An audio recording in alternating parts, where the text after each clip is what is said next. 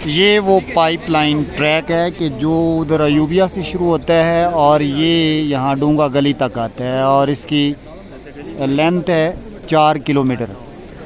ये खूबसूरत ट्रैक है पहाड़ के साथ साथ, और ये डूंगा गली है। आप देख सकते हैं खूबसूरत मनाज़र। और मैं भी आपको दिखाने लगा हूँ कि हम मुश्कपुरी टॉप की तरफ जा रहे हैं। मुश्कपुरी टॉप एक खूबसूरत व्यू है, मुश्कपुरी टॉप। हमारे साथ जुड़े रहें, इंशाअल्लाह आपको कुछ देर बाद मुश्कपुरी टॉप दिखाएंगे।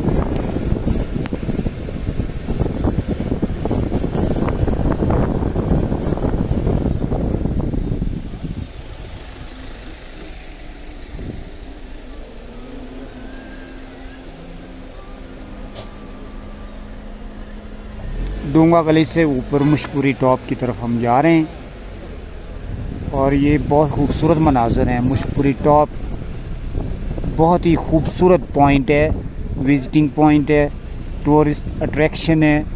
बहुत से टूरिस्ट यहाँ पे भी आते हैं। जो भी ये नथिया गली, मुश्कपुरी टॉप वो देखे बगैर नहीं जाते। जो भी नथिया गली आते हैं वो मुश्कपुरी टॉप पे भी ज़रूर जाते हैं।